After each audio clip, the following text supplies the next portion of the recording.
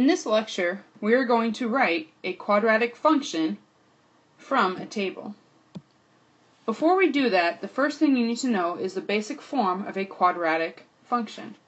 And that is going to be f of x equals ax squared plus bx plus c.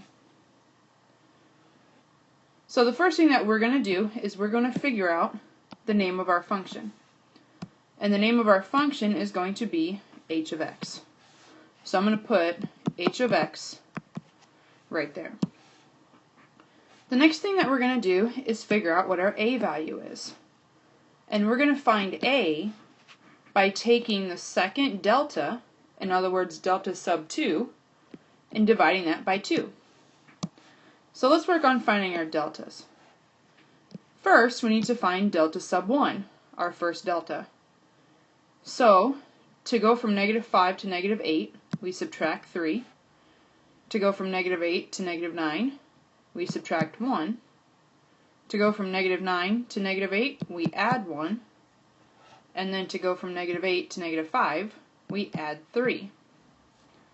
Now, to find our delta sub 2, our second delta, from negative 3 to negative 1, we add 2.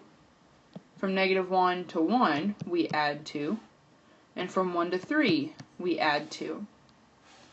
So, our second delta is going to be 2. And we're going to divide that by 2. So 2 divided by 2 is going to be 1. So over here, for our function, I'm going to put 1x squared. The next thing that we're going to do is find our c value. So our c is just going to be our f of 0. In other words, our output of 0. And our output of 0 is going to be negative 5. So on our function, I'm going to put negative 5. The last thing that we need to do is find our b. And that is going to be the one with the biggest process to it. So to find our b, we are going to actually take our output values and we're going to subtract our ax squared. So what I want to do is I want to list all of my output values. So that's going to be negative 5, negative 8, negative 9, negative 8, and negative 5. And then for each of those output values, I'm going to subtract ax squared. And remember, our a is going to be 1. So I'm going to write down minus 1x squared for each of these.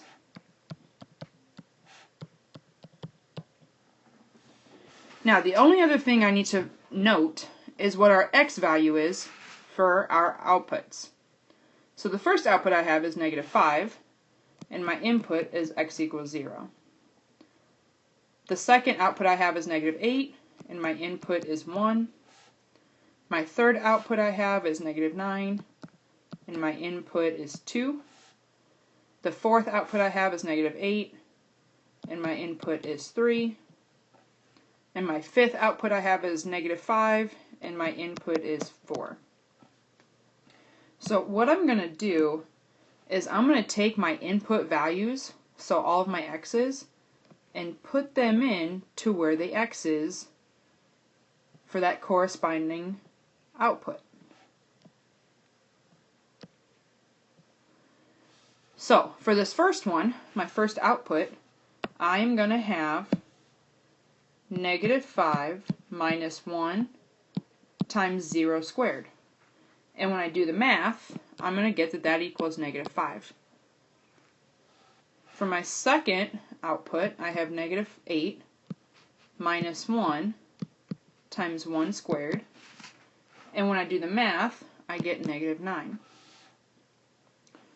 For my third output, I have negative 9 minus 1 times 2 squared. And when I do the math, that's going to be negative 13. For my fourth output, I have negative 8 minus 1 times 3 squared. And that is going to be negative 17.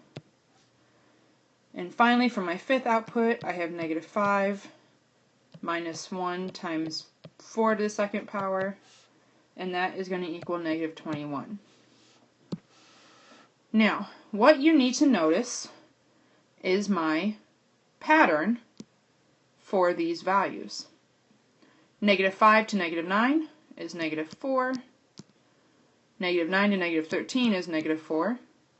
Negative 13 to negative 17 is negative 4. And finally, negative 17 to negative 21 is negative 4. So my b value is finally going to be negative 4. So up here in my function, I'm going to put negative 4x.